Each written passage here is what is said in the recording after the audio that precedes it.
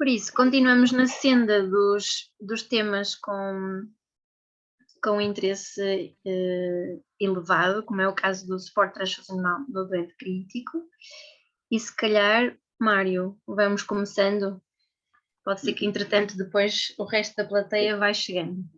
Ok, Por vamos isso, então. Dr. Mário Pires, internista, neste momento a fazer titulação de medicina intensiva no Hospital de Aveiro, e que nos vai falar então sobre suporte transfusional no doente crítico. Mário, quando quiseres. Obrigada. Okay. Pronto, olá a todos. Antes de mais, obrigado pelo convite para falar aqui este bocadinho. Propuseram-me falar sobre suporte transfusional no doente crítico, que é um tema que pode ser muito vasto. Pronto, vou fazer uma coisa resumida e espero que seja útil. Falar um bocadinho sobre a história do suporte transfusional, anemia em cuidados intensivos, complicações que podemos ter quando fazemos transfusões e depois, então, quando transfundir e qual estratégias transfusionais usar no doente crítico. Vou-me referir bastante às guidelines da Sociedade Europeia. Portanto, foi em 1665 que há um primeiro registro de uma transfusão de sangue, que foi, neste caso, entre cães. Os glóbulos vermelhos são descobertos também nos anos de 1600. Em 1800 há um registro de uma primeira transfusão de sangue entre humanos, esta com sucesso, foi um caso de uma hemorragia pós-parto. E depois, já no século XX, começa a haver assim, rapidamente várias descobertas importantes para esta área. São descobertos os grupos sanguíneos. Em 1907 há feita uma transfusão de sangue já com tipagem de sangue, com cross-matching. Depois, um passo importante foi quando se desenvolveram anticoagulantes, que permitiu a conservação do sangue acolhido. E depois, já a entrar nos anos 40, a descoberta do sistema RH. Portanto, em relação agora ao problema da anemia em cuidados intensivos, uma grande parte dos doentes em cuidados intensivos têm ou vão ter anemia. Alguns estudos que foram sendo feitos, está descrito que cerca de 2/3 dos doentes têm menos de 12 gramas de hemoglobina à admissão e 97% dos doentes acabam por apresentar anemia, menos de 12 gramas, após uma semana em cuidados intensivos. As causas são variadas: perda de sangue, deficiência de eritropoetina, alterações nutricionais, hemólise, alterações da coagulação. Portanto, nomeadamente as perdas hemáticas. Nós colhemos muito sangue ao longo do dia, são as análises, os hemogramas, as bioquímicas, muitas gasometrias. Estima-se que à volta de 40 a 70 mililitros de sangue são colhidos por doente num dia. Muitos doentes que cá estão também têm hemorragias agudas, que são responsáveis por cerca de um terço das transfusões que são efetuadas nestes doentes, e muitos doentes, portanto, acabam por ter perdas hemáticas devido a trauma, devido a cirurgias, perdas gastrointestinais, ou pelo stress da doença crítica, ou já por doenças prévias. Temos os dispositivos que facilitam que haja sangramentos também, e muito frequente serem doentes com alterações da coagulação, com trombocitopenia. O doente crítico, pronto, normalmente tem uma diminuição da eritropoiese. Temos quadros inflamatórios, citocinas que são libertadas, relacionadas com a sepsis, com o trauma, e que vão provocar uma inibição da libertação da eritropoetina nos rins, uma diminuição da medula a esta eritropoetina, levam a um sequestro de ferro nos macrófagos, e isto vai promover uma inibição da produção de glóbulos vermelhos e também um aumento da destruição destes glóbulos vermelhos. Os fármacos que usamos também podem contribuir para a anemia, nomeadamente também por diminuição da libertação da eritropoetina, por promover diretamente hemólise. E as deficiências nutricionais são outra causa. É frequente haver deficiência de ferro, deficiência de vitamina B12, ácido fólico, e principalmente em doentes já com mais alguma idade, esta é uma causa importante. E também o sequestro de ferro. Os quadros inflamatórios acabam por levar a um sequestro de ferro nos macrófagos, e acaba por termos uma eritropoiese ineficaz pelo seu déficit. Pronto, As consequências da anemia, portanto, muitas vezes são doentes já em falência, já falência cardiorrespiratória ou outras, portanto, a anemia será o maior stress em cima destes doentes, e em termos de estudos, então, alguns demonstrarem piores outcomes, principalmente em doentes mais velhos e com mais comorbilidades. Está demonstrado também em casos nos doentes com infarto, com doença renal crónica, insuficiência cardíaca, e também em relação ao desmame ventilatório, principalmente nos doentes com doença pulmonar prévia. Portanto, a anemia em cuidados intensivos é muito frequente, está associada ao aumento da morbimortalidade, e isto leva a mais custos, não é? Portanto, maior tempo de internamento nos doentes.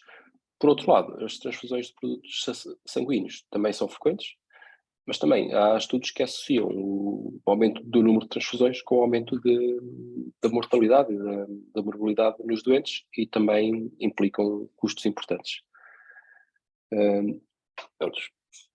Como todas as terapêuticas que usamos têm complicações, portanto, as transfusões de produtos hematológicos também têm.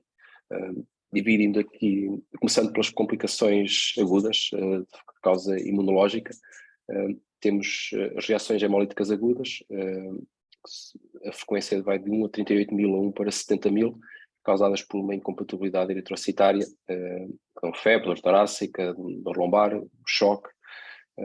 Mais frequentes são as reações febris não hemolíticas, até 1% das transfusões.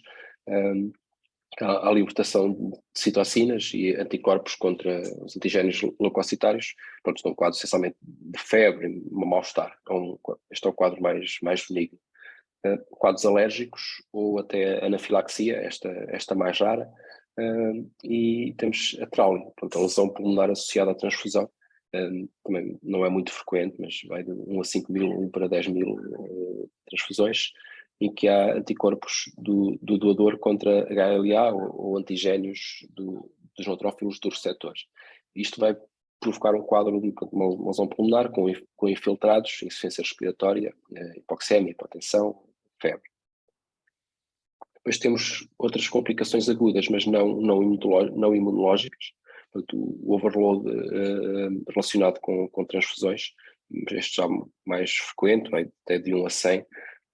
Portanto, há um edema pulmonar secundário à sobrecarga de volume, e leva também a infiltrados, insuficiência respiratória. E mais raro, infecções bacterianas associadas às transfusões. Provavelmente não será muito frequente, mas pode acontecer. Estão identificados casos com infecção por estafilococcus, enterobacteriáceas e Yersinia enterocolíticas, portanto, será um quadro cético. Complicações depois mais tardias. Poderemos ter reações hemolíticas tardias, portanto, uma resposta também imunológica, mas pode ir até dias ou semanas após a transfusão. É um quadro assim mais arrastado, mal-estar, fraqueza, anemia, icterícia, geralmente não tem grande gravidade. E um quadro muito raro, mas muito grave, que é a doença do excerto versus hospedeiro transfusional. Portanto, habitualmente só irá acontecer se o receptor tiver um quadro de imunossupressão. Portanto, isto são linfócitos T do doador que acabam por atacar todos os tecidos do receptor que tem o HLA classe 2. Quadro de rasho, febre, pancitopenia, e acaba por levar à morte por aplasia medular. Depois, outras complicações relacionadas agora quando fazemos muitas transfusões com muito volume, portanto, além da sobrecarga de volume do taco, podemos ter hipotermia, porque habitualmente estes produtos são refrigerados, portanto, isto acontece principalmente quando são transfusões de grande volume e grande velocidade, coagulopatia dilucional e alcaloses metabólicas, hipocalcémias pela acumulação de citrato. Pronto. Passando um bocadinho mais para a parte se calhar mais importante, de quando transfundir e o que transfundir. Eu vou-me guiar bastante pelas guidelines da Sociedade Europeia de Cuidados Intensivos. Eles têm dois artigos que primeiro falam transfusões em doentes que não estão sem hemorragia ativa e posteriormente em doentes com hemorragia ativa. Pronto.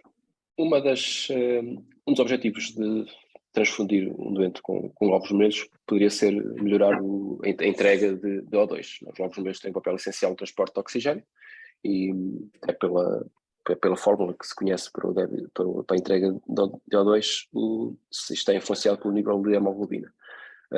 No entanto, alguns estudos que mostram que não conseguimos grande melhoria na entrega de O2 pela correção da hemoglobina.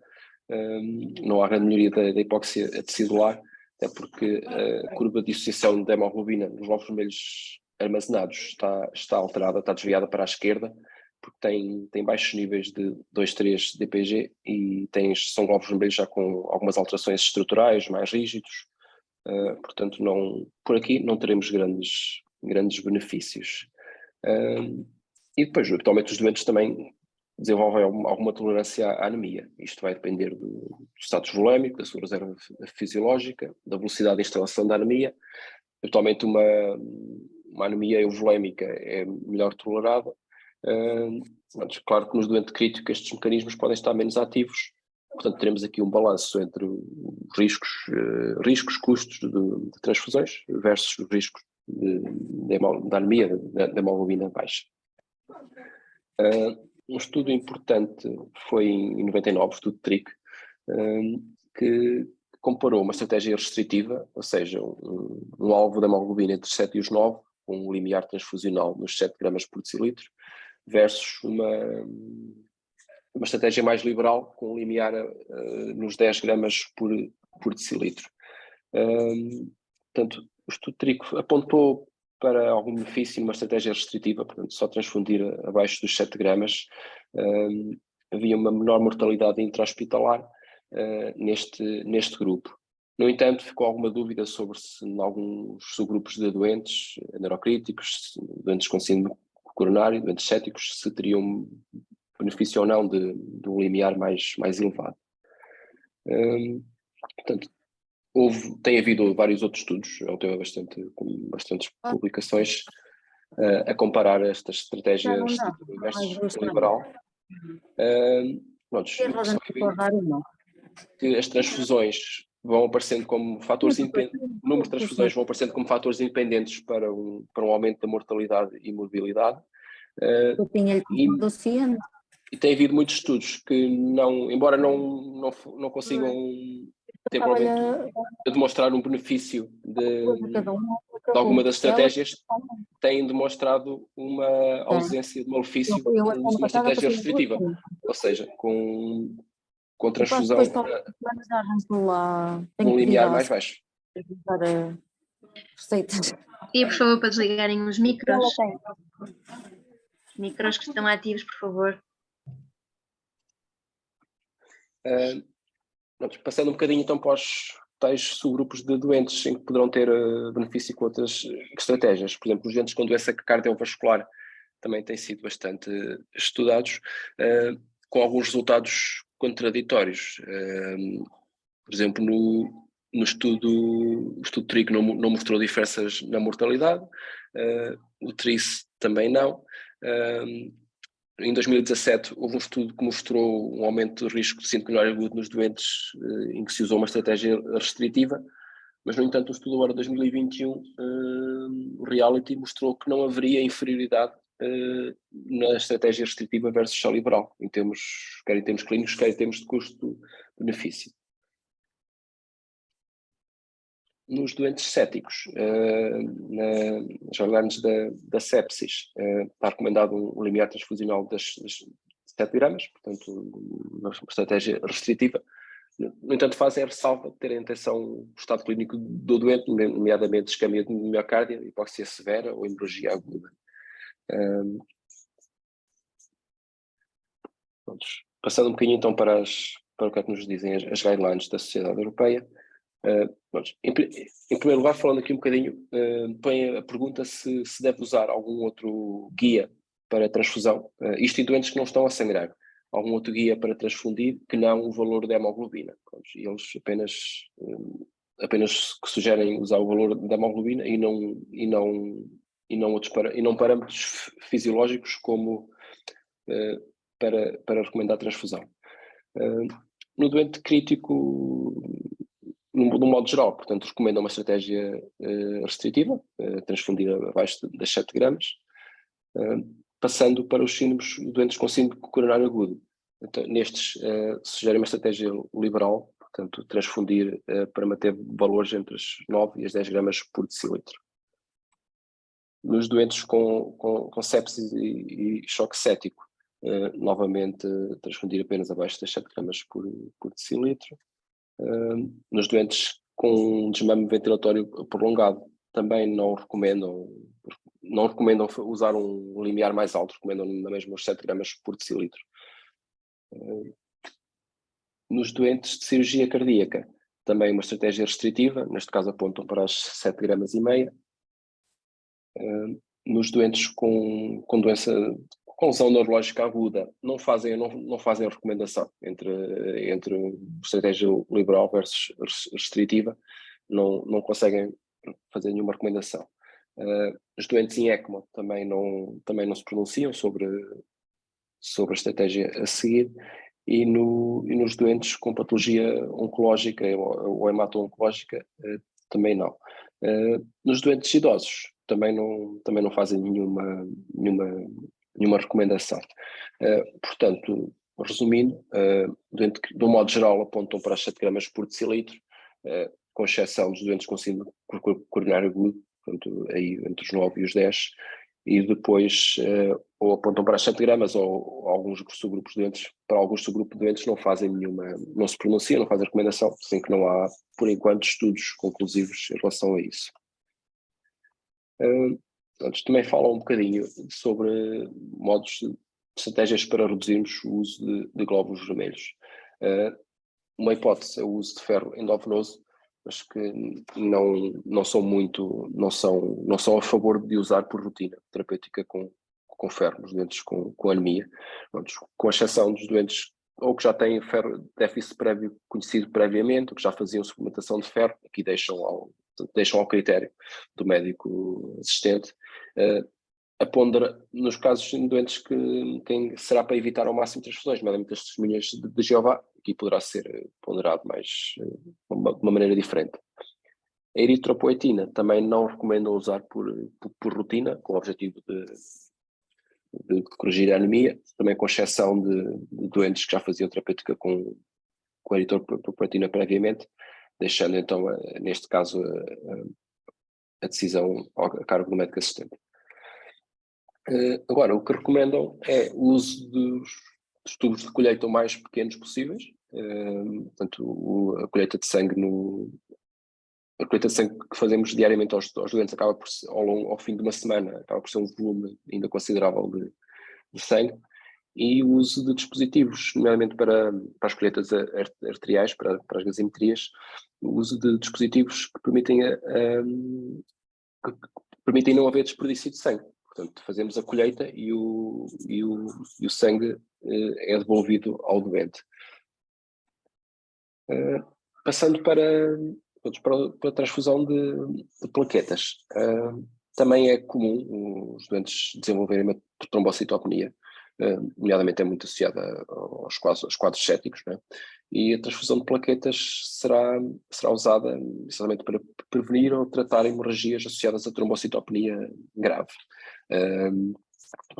Doentes com sangramento ativo, apontaremos genericamente para um alvo de 50 mil plaquetas, portanto, manter acima de 50 mil, que se for hemorragia do sistema nervoso, acima das 100 mil.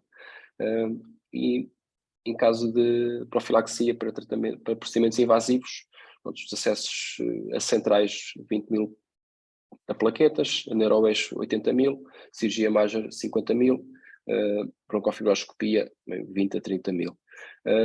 Poderá ser necessário usar a transfusão de plaquetas para prevenir hemorragias espontâneas.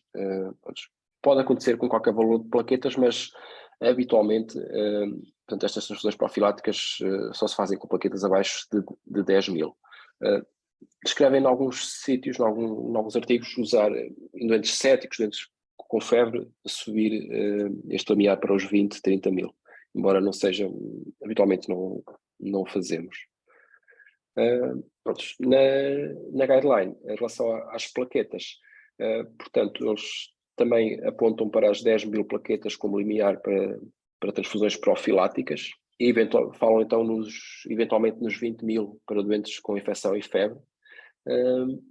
Em relação às transfusões periprocedimentos, portanto, acima das 100.000 não recomendam para nenhum procedimento e depois abaixo das 100 não fazem grandes recomendações em relação ao tipo de procedimentos.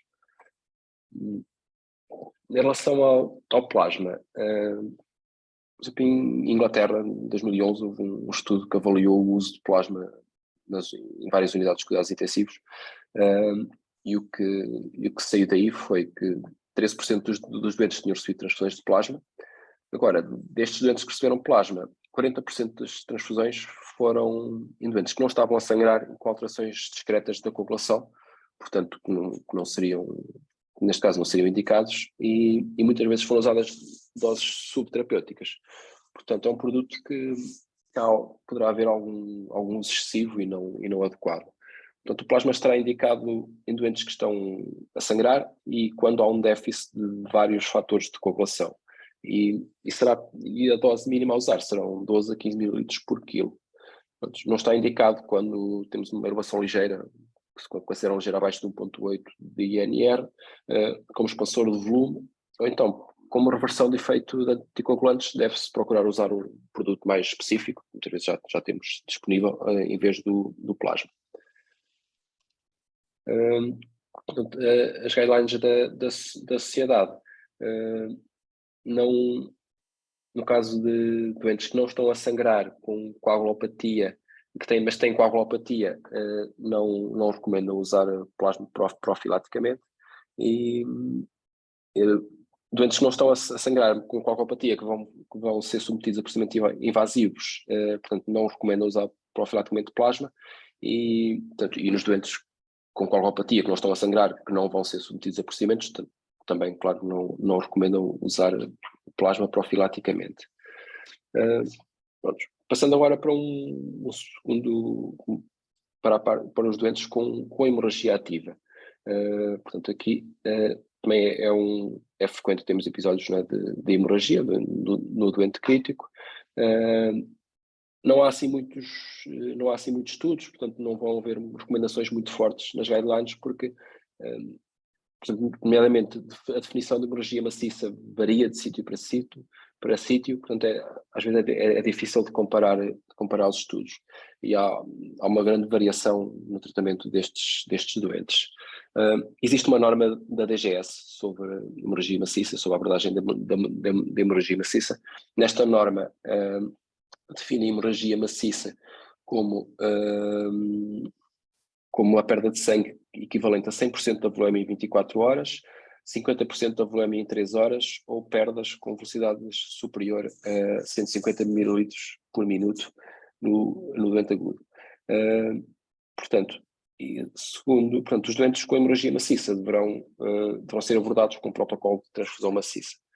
No caso na norma da DGS, a recomendação é inicialmente um pacote de 4 concentrados eritrocitários, 4 plasmas e um pool de plaquetas, assim como a fibrinogénio, seguido de um novo pacote com 4 concentrados eritrocitários mais 4 plasmas.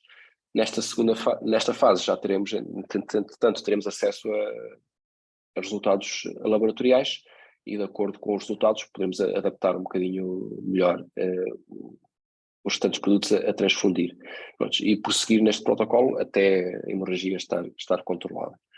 Por exemplo, existe também um artigo, um documento interessante do Colégio Americano de Cirurgia,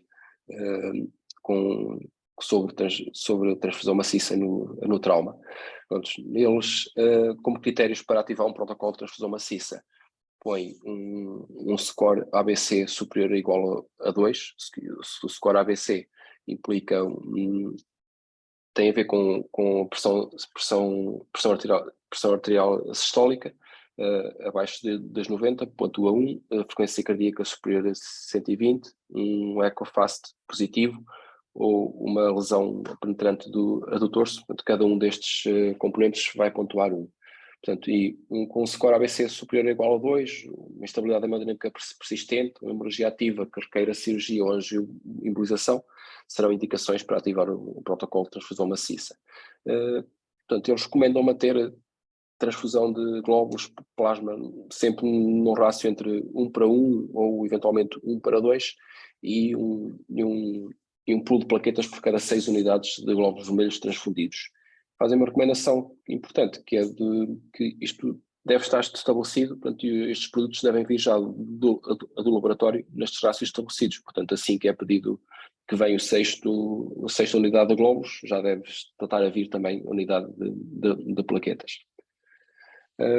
E como endpoints para parar este protocolo, teremos que ter um controle da hemorragia e associadamente uma melhoria do estado hemodinâmico, passando em seguida para um protocolo para transfusões guiadas pelos resultados laboratoriais.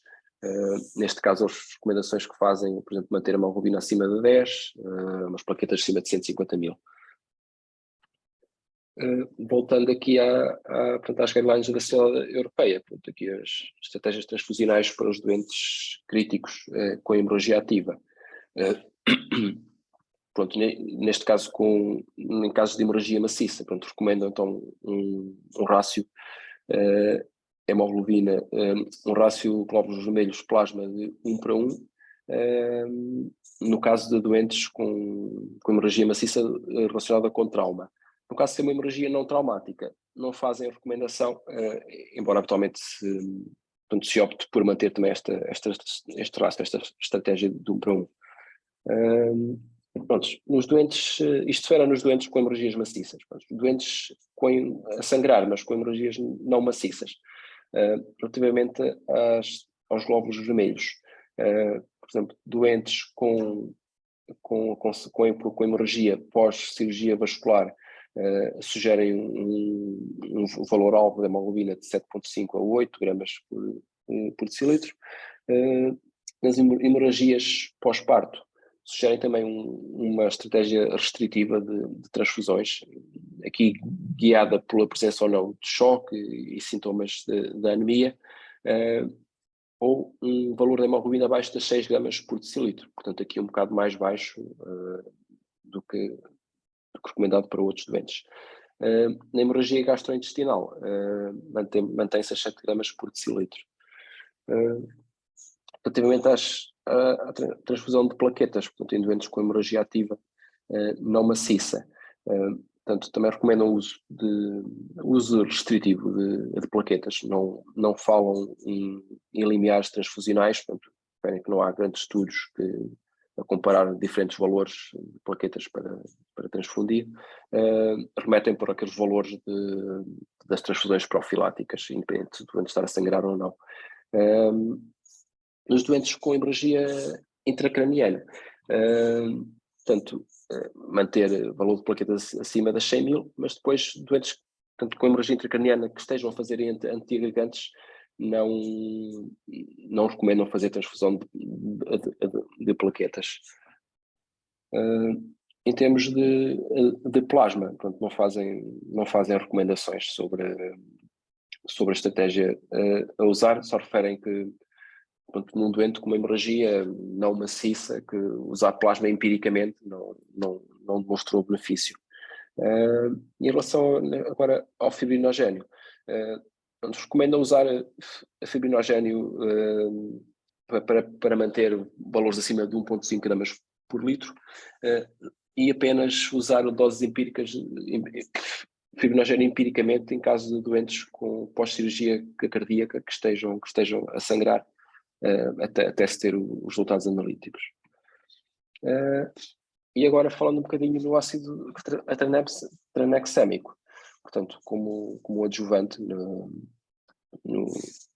como adjuvante da coagulação, recomendam recomendam bastante o uso do ácido tranexâmico no doente crítico com hemorragia devido a trauma. E, portanto, na dose 1 grama em 10 minutos, seguido de 1 grama em 8 horas. Portanto, temos o estudo CRASH-2, portanto, demonstrou benefício deste uso.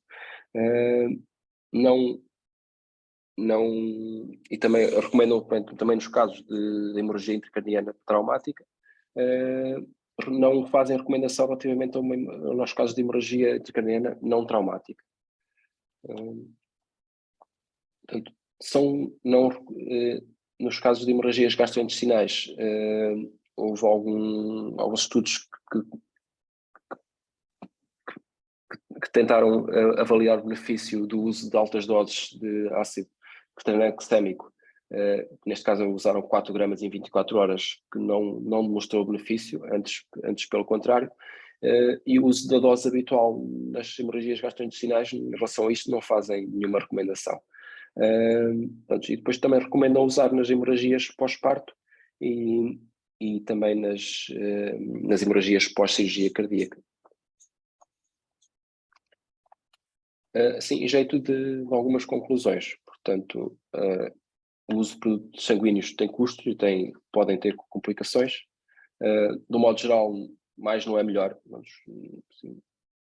do modo geral, pronto, em quase todos os doentes estará recomendada uma estratégia o mais restritiva possível do uso destes produtos, e não esquecer de alguns adjuvantes, nomeadamente o ácido tranexâmico. Pronto, e era isto que eu tinha para apresentar.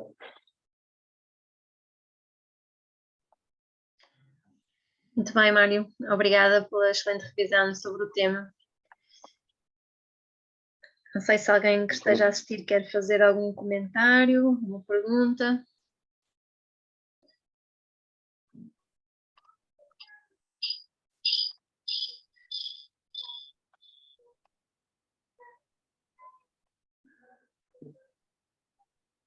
Parece que não.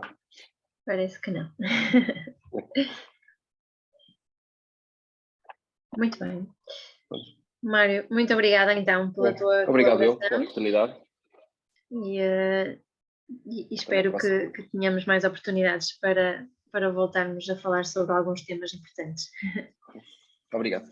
Uma boa noite a todos e um bom fim de semana. Até para a semana. Boa noite, obrigado.